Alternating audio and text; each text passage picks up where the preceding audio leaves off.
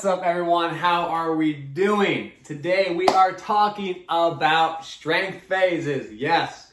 Is there a time of year, Max, where we want to focus on strength only?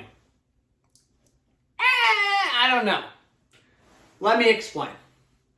In concept, in theory, in the perfect world, is there, or would it be best to just focus on strength, progress your strength, so you can reach higher levels of strength? In theory, yes. But in the practical sense, this doesn't make much sense to me. And let me explain.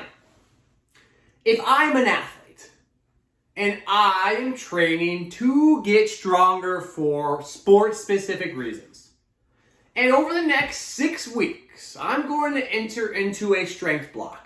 Now, this strength block is going to involve a decent amount of volume and intensity, and in doing so, I'm going to be accumulating fatigue. I use parentheses because the accumulation of fatigue is really dependent. But let's just assume we accumulate enough fatigue to the point where we no longer sprint and jump a whole bunch. Why? Because you're going to be tired from the lifting.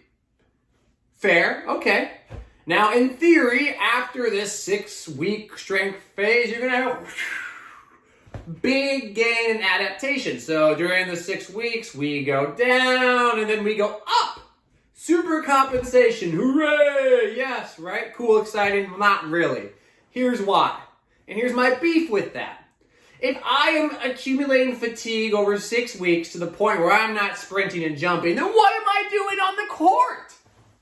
If I am so tired I can't run and jump, and I have a fatigue accumulated, but I am an athlete who plays the sport of whatever sport I play, I don't want to be tired when I'm working on skills. And guess what? If there's a time of year where you will do a strength phase, it's going to be the off season. If there's a time of year you're going to develop your skills, that too is going to be the off season. So I'm now tired while I'm trying to develop my skills? That makes no sense to me. We're trying to make progress on the court or on the field or in the sport you perform. So why would I give you a strength block when in your off season might only be 3 months? Half of your off season is spent being tired? Nah, not a big fan. Louis Simmons, I think, said it best. You want to be 90% ready at all times. On a drop of a hat, you should be ready to go and perform within a very short period of time. I like that idea. So what do I do? How do I work around this? Well, instead of having a strength block, I like to keep strength present throughout the entire time. Now, will gains be as optimal, as perfect, as best as possible for my strength if I do it this way compared to having a 6-week strength block? The answer is probably not. You probably would get stronger if you just had 6 weeks of strength and accumulated fatigue. But guess what? I bet you I get more out of my skill work during this time period than I would otherwise. Think about it. I am now fresh enough to continue to train. So guess what? There is a co-linear development. I am getting stronger during this phase. Now it might be more linear in fashion because we're not accumulating fatigue and getting tired.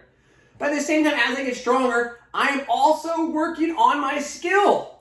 So as I develop new qualities, I am integrating those qualities.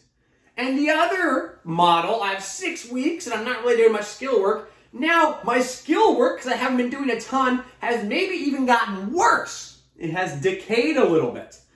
And now I get my boost in my gains and I have these new physical qualities. My skill work is lagging. I have to sprint to catch up. What if they want to go play pickup? Are they just going to go out and be tired? Is the entire program ruined if they go play pickup? Doesn't make sense to me. I don't like that. As a matter of fact, As an athlete, think about it. If you were an athlete, would you want to be tired for 6 weeks? Answer it. I don't think you would. I don't think you want to be tired for 6 weeks. So, there's a difference between looking at optimal for a given quality like strength and looking at optimal from a holistic standpoint. Something's got to give. Think about it like this. You are making a cake. Lots of ingredients are involved. If you wanted to make the best frosting ever, and all you did was focus on the frosting, that one quality, you made it the best ever, and you ignored the rest of the cake, your cake's gonna taste like crap. Not gonna be a good cake. But if you had B plus frosting and B plus cake and B plus, it's a B plus cake, maybe an A. If you have A plus frosting and an F cake batter, the actual cake portion, that cake is gonna suck. It's inedible. Don't make an inedible training program, in my opinion. That's how I think about it. So yes, a strength, maybe a week or a couple of days, we're emphasizing development of strength, but never to the point where it's the accumulation of excessive fatigue that's going to get in the way of what you want to actually accomplish. So think about that. All right? Next time you read something, think about what's optimal in the isolated setting and what's optimal in the holistic setting. Practical application. Use your noggin. Be smart. Think about it. Be logical. Find holes in some of these quote-unquote, I don't want to call them base principles, but commonly propagated ideas. Think about it. Come with your answer. All right? What makes sense in your setting? In a power lifter, an Olympic lifter, maybe there is a time for a strength phase. An athlete who's not a strength athlete, maybe there's not. Maybe there isn't. I don't know. You let me know. I appreciate y'all listening. I hope you enjoy. Take care, y'all. As always, thanks for listening.